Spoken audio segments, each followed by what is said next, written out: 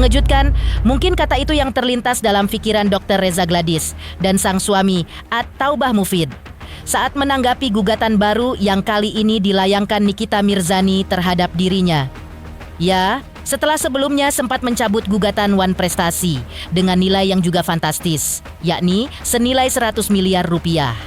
Kini Nikita dan sang asisten Ismail Marzuki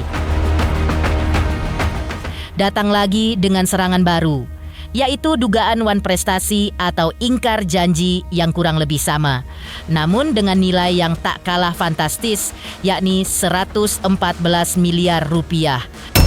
Lantas, apa yang sebenarnya menjadi alasan Nikita kembali menggugat Reza Gladys dan sang suami? Apakah hal ini juga berkaitan dengan kekesalannya karena akibat permasalahan ini nama baik dan kredibilitasnya pun hancur sehancur-hancurnya? Dan lalu seperti apakah pula isi petitum atau poin-poin dari gugatan Nikita? Benarkah besarnya nilai dalam gugatan ini pun langsung membuat Reza Gladys dan sang kuasa hukum geram? Pemirsa, bersama Intens Investigasi, kami hadirkan kabar terkini, terpercaya, dan teraktual. Tetapi sebelumnya, jangan lupa untuk like, subscribe, dan juga share channel YouTube ini.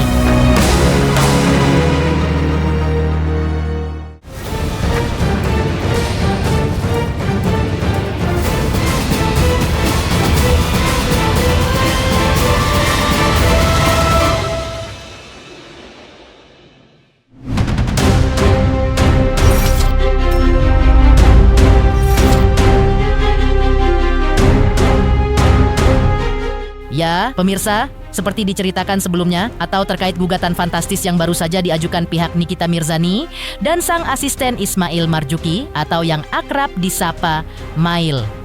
Kepada seterunya Dr. Reza Gladys dan sang suami At-Taubah Mufid, Nikita dalam petitum atau poin-poin gugatan tersebut seperti dikutip dari laman Pengadilan Negeri Jakarta Selatan. Di antara meminta Dr. Reza Gladys dan sang suami untuk mengembalikan uang sebesar 4 miliar rupiah yang berasal dari kesepakatan review produk skincare miliknya. Selain itu, Nikita juga menuntut ganti rugi uang sebesar 10 miliar rupiah atas dugaan One Prestasi yang diduga dilakukan pihak Reza Gladys terkait perjanjian kerja sama bisnis. Dan mungkin poin gugatan yang paling fantastis adalah Nikita dalam gugatan One Prestasi atau ingkar janji tersebut juga meminta uang 100 miliar rupiah sebagai kompensasi atas hancurnya kredibilitas serta hilangnya kesempatannya dalam mencari nafkah. Lantas pemirsa, apakah benar gugatan dengan nilai triliunan rupiah ini akan mampu dibuktikan oleh pihak Nikita? Ataukah sebaliknya, hal ini hanya akan berakhir seperti gugatan sebelumnya yang dicabut?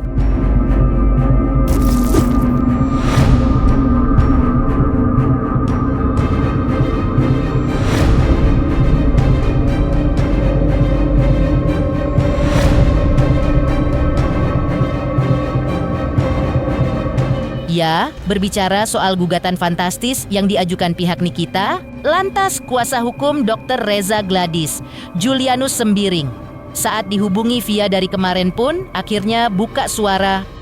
Menurutnya, setiap warga negara memiliki hak penuh yang diakui negara untuk mengajukan gugatan. Tapi, Julianus juga tetap mengingatkan bahwa inti dari gugatan tersebut bukan terletak pada angkanya fantastis, melainkan pada bagaimana pembuktian formil dan substansi di persidangan.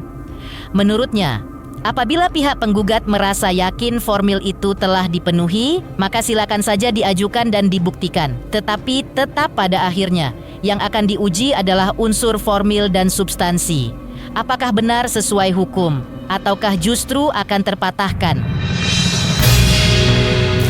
Jadi begini ya, soal bahwa setiap warga negara itu kan itu mempunyai hak penuh ya dan diakui oleh negara untuk mengajukan gugatan ya. Itu pertama yang harus kami jelaskan. Nah, yang kedua, soal kemudian pada saat sebelumnya penggugat Nikita Mirzani telah mencabut gugatannya dan kemudian kembali mengajukan gugatan One Prestasi terhadap klien kami.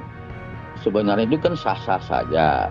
Ya, jadi pengadilan negeri itu wajib ya memeriksa dan mengadili perkara itu dan menerima gugatan yang diajukan oleh si penggugat. Tinggal bagaimana kalau soal dalam gugatan wan prestasi itu kan soal bagaimana kita membuktikan formil dan substansilnya, bukan materialnya gitu. Nah, kalau kemudian penggugat ini merasa yakin dan percaya bahwa formil itu telah dipenuhi, ya silahkan saja. Dan lebih jauh, kuasa hukum Reza Gladys ini pun menyebut bahwa gugatan wan prestasi atau ingkar janji yang dilayangkan pihak Nikita terasa bak komedi. Kenapa demikian? Karena menurutnya, dasar hukum yang seharusnya menjadi pijakan tidak terpenuhi dalam konstruksi gugatan tersebut. Julianus kemudian menambahkan bahwa secara prinsip gugatan wan prestasi pada dasarnya adalah gugatan antara kreditur dan debitur. Namun yang menjadi pertanyaan besarnya adalah apa objek ganti rugi yang sebenarnya? Siapakah pihak yang dianggap lalai dalam menjalankan kewajiban? Dan dari mana pihak Nikita dapat menghitung angka dengan nilai fantastis itu untuk menuntut ganti rugi? Dan dengan nada kritis ia menutup pernyataannya dengan kalimat, mungkin saja nantinya akan ada ilmu baru yang bisa mereka pelajari dari gugatan fantastis yang diajukan pihak Nikita kali ini. Ya, jadi begini, dari awal kan kami sudah sampaikan bahwa sebelumnya ini gugatan wan prestasi yang diajukan menurut kami kan satu gugatan yang komedi. Kenapa? Karena kalau gugatan wan prestasi itu harus ada dasar hukum yang dipenuhi, ya. Secara umum itu sebagaimana 1234 KU Perdata, 1243 KU Perdata, 1320, 1238, 1246 KU Perdata. Nah, kemudian setelah kami analisa pada saat gugatan sebelumnya, kami tidak melihat bahwa dasar hukum tentang gugatan wan prestasi yang kami sebutkan barusan itu terpenuhi. Jadi kalau kemudian pada saat itu penggugat melalui kuasa hukumnya mencabut gugatannya karena dengan alasan tertentu, menurut kami itu sudah benar. Tapi kalau kemudian ini diajukan kembali gugatan yang baru, ya kami juga akan berpikir ini apakah ada ilmu baru atau strategi baru yang selama ini belum kami pahami di negara kita. Ya, jadi pada prinsipnya ini sebagai referensi ya bagi teman-teman media, gugatan wan prestasi itu adalah gugatan antara kreditur dan debitur. Demikian juga sebaliknya, ya. Boleh juga debitur menggugat kreditur. Nah, yang jadi persoalan adalah objek ganti ruginya apa kalau dikaitkan dengan gugatan yang diajukan pada saat ini. Karena apa? Karena kalau kita lihat dari konstruksi hukum wan prestasi bahwa ketika adanya suatu wan prestasi itu adalah salah satu pihak itu harus lalai dalam prestasinya. Nah, ini pertanyaannya siapa yang lalai? Nah, yang kedua, kemudian kami juga bingung dari mana nanti penggugat ini menghitung untuk biaya tentang menuntut ganti ruginya. Ya, mudah-mudahan ada ilmu baru lah yang kami dapatkan nanti. Seperti itu. Sementara itu, sidang perkara gugatan wan prestasi atau ingkar janji yang diajukan Nikita memang seperti diketahui akan mulai disidangkan pada 1 Oktober mendatang. Kuasa hukum Reza Gladys Julianus sembiring kembali memberikan tanggapan. Menurut Julianus, dirinya akan segera ke Jakarta untuk berdiskusi dengan kliennya terkait hal ini. Dan ketika ditanya apakah kliennya Dr. Reza Gladys kaget dengan gugatan fantastis ini, Julianus justru menyebut sejak awal kliennya biasa-biasa saja menghadapi gugatan tersebut. Yang justru membuat kliennya Dr. Reza terheran-heran adalah ketika gugatan pertama dicabut tanpa alasan yang jelas. Kini dengan adanya gugatan kedua ini, Julianus menegaskan bahwa pihaknya tetap siap menghadapi, namun sekali lagi menyebut bahwa apa yang diajukan penggugat masih terasa kabur dan menunggu pembuktian di persidangan mendatang. Ya, jadi seperti yang kami sampaikan barusan, kami ingin cari ilmu juga ya terhadap adanya angka yang 114 miliar yang diajukan itu. Karena kalau kita berbicara, kalaulah seandainya ya bahwa adanya perjanjian yang sah, ya seandainya ya, tentang objeknya itu adalah 4 miliar, kami bingung hitungannya dari mana. Kenapa tiba-tiba menjadi 114 miliar? Sementara kalau menghitung tentang ganti rugi dan hal sebagainya terhadap gugatan wan prestasi, sudah diatur dalam hukum perdata kita sebagaimana 1246 KUH Perdata. Ya, jadi contoh adanya kelalaian ya, utang atau kewajiban yang tidak dibayarkan, kemudian adanya bunga terhadap utang yang sudah tidak dibayarkan tadi, lalu kerugian terhadap hal-hal tadi yang kami sebutkan. Nah, kan harus ada konstruksi perhitungan yang jelas, yang real gitu. Ya, jadi kalau ke pengalaman kami harus berorientasi terhadap satu objek yang real gitu. Contoh ada 4 miliar. Kemudian ada seseorang kreditur atau debitur yang lalai. Kami hitung bunganya. Tambah lagi dengan kerugian terhadap tidak dibayar selama berapa lama begitu. Nah, itu kan jelas konstruksi perhitungannya gitu. Tapi kalau kemudian dengan angka 114 miliar dengan koefisien 4 miliar, kami bingung dari mana, ya. Padahal yang 4 miliar itu sudah jelas, ya dalam proses persidangan di pidana sekarang itu yang dilaporkan ke kami adalah terkait dugaan tindak pidana pemerasan. Artinya itu kan haknya dari klien kami, ya, duit klien kami. Kemudian si penggugat dalam hal ini terdakwa si Nikita Mirzani sebenarnya belum melakukan kewajibannya. Ya kami juga bingung secara positif kedudukan hukumnya di mana dia akan meletakkan dia sebagai penggugat. Makanya ya seperti kami sampaikan tadi, kalaupun nanti ini sudah berjalan setelah proses mediasi selesai, kami akan pelajari. Ya, seperti itu. Di dalam persidangan 1 Oktober itu hanya sebatas pemeriksaan berkas ya. Kemudian dilanjutkan dengan proses mediasi seperti sebelumnya. Jadi kalau dipertanyakan apakah kami sudah siap, nanti kami akan diskusikan dengan klien kami bagaimana nanti kami akan menghadapinya khususnya dalam proses mediasi seperti itu. Ya, dari awal sebenarnya klien kami itu biasa-biasa aja pada saat diajukan gugatan pertama. Sama juga dengan diajukan gugatan yang kedua ini. Yang beliau terkejut adalah pada saat pencabutan gugatan, ya. Jadi sebenarnya kalau misalkan adanya seseorang menggugat seseorang, ya klien kami itu merasa itu hal yang wajar ya seperti itu. Tetapi klien kami merasa bahwa apa yang diajukan oleh penggugat ini menurut klien kami itu hal yang kabur ya. Di balik gugatan fantastis Nikita Mirzani, sebelumnya juga sempat heboh kabar terkait penangguhan penahanan Nikita yang ditolak oleh hakim. Lantas seperti apa respon menohok Nikita menanggapi hal ini?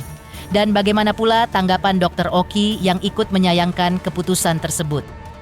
Teruntuk subscriber Intens Investigasi, terima kasih atas atensi dan perhatiannya selama ini. Hingga channel Intens Investigasi kini sudah mencapai 3.600.000 subscribers. Saksikan terus Intens Investigasi dan pastikan jangan lupa untuk like, subscribe, share, dan juga komen. Terima kasih. 3 juta subscriber, luar biasa sekali 3 juta.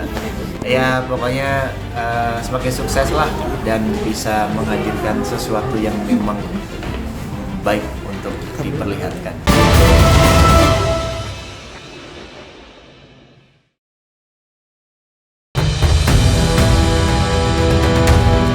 Ya, seperti kita ketahui bersama, sebelumnya juga sempat heboh sidang lanjutan kasus dugaan pemerasan dan tindak pidana pencucian uang.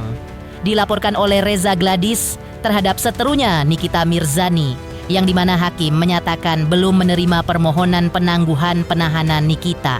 Hal tersebut juga berarti Nikita dengan sangat terpaksa harus tetap menjalani proses penahanan di balik jeruji besi. Dan hal ini juga menandakan harapannya untuk pulang ke rumah dan berkumpul dengan anak-anaknya pun terancam pupus.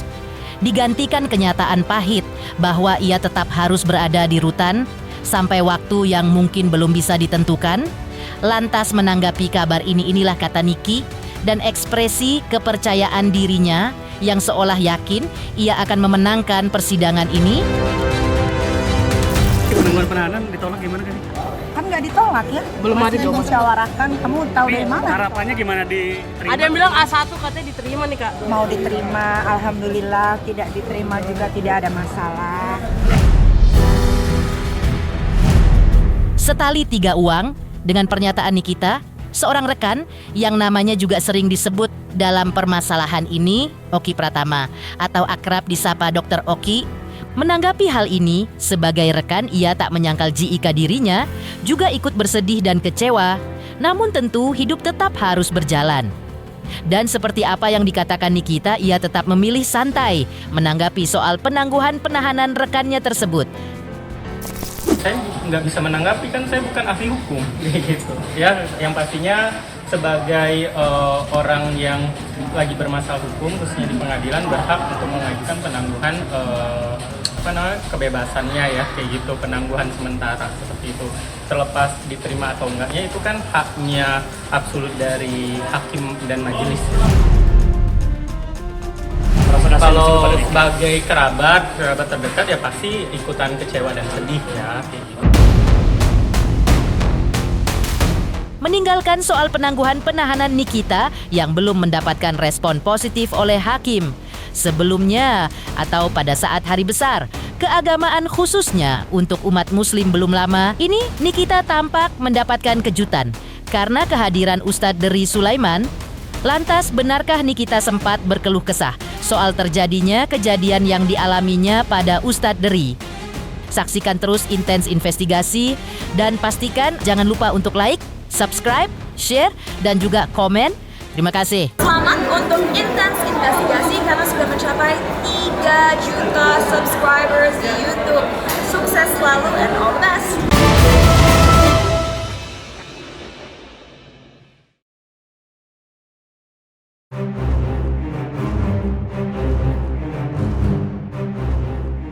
Ya pemirsa, seperti diceritakan sebelumnya atau tepatnya saat hari besar keagamaan umat muslim belum lama ini, Nikita tampak mendapatkan kejutan karena kehadiran Ustadz Dery Sulaiman.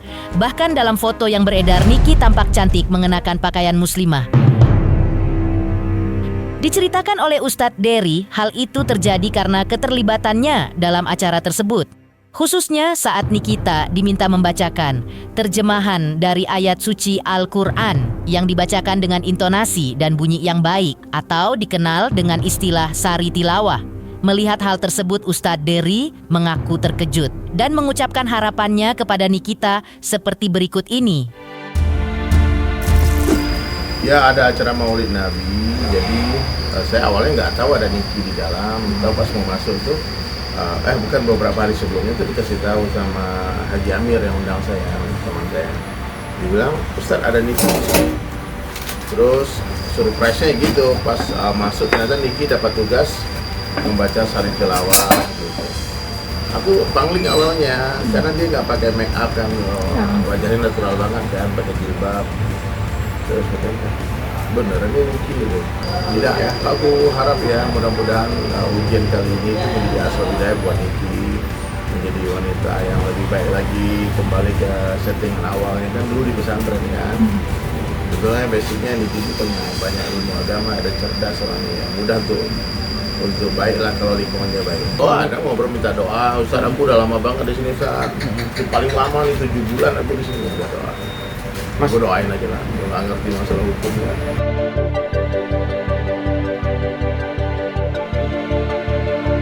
Demikian pemirsa, kabar terkini, terpercaya, dan teraktual yang kami hadirkan hari ini. Pemirsa Intens Investigasi, jangan lupa saksikan terus Intens Investigasi. Dan pastikan jangan lupa untuk like, subscribe, share, dan juga komen. Terima kasih.